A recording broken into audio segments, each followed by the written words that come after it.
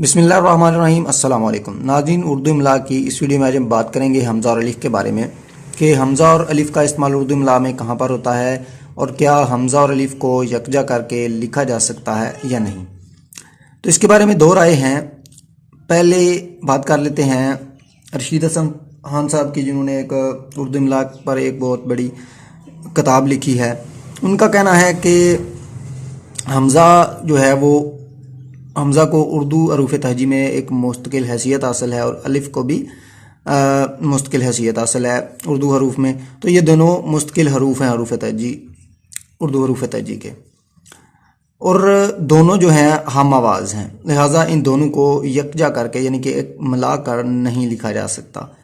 यानी कि जहाँ अलिफ़ आएगा वहाँ हमज़ा नहीं आएगा, या तो अलिफ़ लिखा जाए या हमज़ा लिखा जाए। तो दूसरे जो माहिरीन हैं उर्दू तरक्की बोर्ड हिंद के और मुक़्तदरा कौमी ज़बान पाकिस्तान के, उन्होंने रशीद हसन खान साहब से इख्तलाफ किया है। उनका कहना है कि हमज़ा और अलिफ़ को यकजा करके लिखा जा सकता है। अब मिसाल के तौर पर इब्तदा है, इंतहा है, शुअरा है, हुक्मा है वगैरह। तो रशीद हसन साहब का कहना है कि यहाँ पे ये जो अरबी मसदर हैं इनमें हमज़ा जो है वो ना लिखी जाए, और इसी तरह इंतहा है, शुअरा है, हुक्मा है। और दूसरे जो माहिरीन हैं उनका कहना है कि हमज़ा जो है वो लिखी जाए, और उनमें से कुछ का कहना ये भी है कि हमज़ा के बगैर भी लिखा जा सकता है इब्तदा को, इंतहा को। तो लेकिन जो उर्दू तरक्की बोर्ड हिंद और मुक़्तदरा कौमी ज़बान पाकिस्तान ने का फ़ैसला यही है कि इसको हमज़ा के साथ ही लिखा जाए। और जो अरबी के जमा हैं अगर उनको हमज़ा के बगैर लिखा जाए तो माने ही बदल जाते हैं। मिसाल के तौर पर अब शुहदा है, अब शुहदा में हम हमज़ा जो है अगर ना लिखें तो लफ्ज़ क्या बन जाएगा? अब शुहदा तो नहीं बनता, ये तो शोदा बन जाता है। इसी तरह आरा है, अगर इसके में अब हमज़ा को हम मिटा दें तो क्या बन जाएगा? आरा। तो इसके माने ही बदल जाएंगे।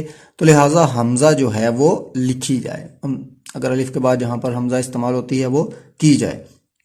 अब इसी तरह अगर हम इसके इजाफत के साथ इस्तेमाल करें, इब्तदाए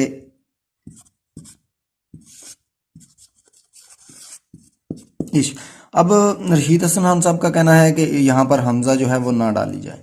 अगर तो ये रशीद हसन साहब के मुताबिक तो हमज़ा जो है वो ना लिखी जाए। लेकिन हम पहले मैं बात कर चुका हूँ कि ये रशीद हसन साहब की इस बात पर सब माहिरीन ने इख्तलाफ किया है। तो लिहाजा हमें हमज़ा का इस्तेमाल करना है। अगर हम अज़ाफ़त में भी अगर हम अल्फाज में कर रहे हैं तो अज़ाफ़त में भी करेंगे, तो या इसके ये के ऊपर जो है वो हमज़ा इस्तेमाल होगी।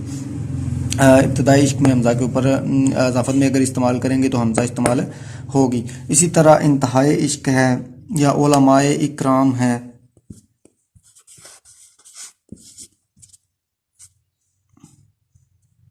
उलमा इकराम है, तो यहाँ भी हमज़ा जो है वो इस्तेमाल होगी, यानी कि इजाफत में भी हमज़ा जो है वो इस्तेमाल होगी। ये तो हो गया कि अगर आखिर में हमज़ा अलिफ़ के बाद हमज़ा आएगी या नहीं। अगर दरमियान में हमज़ा और अलिफ़ आता है तो क्या इसको यकजा करके लिखा जा सकता है या नहीं। तो रशीद हसन साहब का कहना है कि इसको हमज़ा के बगैर लिखा जाए, और कुछ दूसरे माहिरीन भी हैं वो भी कहते हैं कि इनको हमज़ा के बगैर लिखा जाए। तो ये भी गलत है। तो लिहाजा अगर दरमियान में आए तो इसको भी हम हमज़ा के साथ ही लिखेंगे, हमज़ा और अलिफ़ को यकजा करेंगे, जैसे जुर्रत है और इसी तरह क़िराअत है और इसी तरह तअस्सुफ़ वगैरह जो दूसरे अल्फाज हैं जहाँ पर हमज़ा इस्तेमाल होती है वहाँ हमज़ा और अलिफ़ को यकजा करके लिखा जाएगा। अगली वीडियो में हम बात करेंगे हमज़ा और वाव के बारे में। तो अगर आपको हमारी वीडियो पसंद आए तो लाइक करें और वीडियो को ज़्यादा से ज़्यादा शेयर करें ताकि दूसरे लोग भी इससे इस्तेफ़ादा हासिल कर सकें। अगर आप हमारे चैनल पर नए हैं तो हमारे चैनल को सब्सक्राइब कर दें। वीडियो देखने का शुक्रिया। अल्लाह हाफिज़।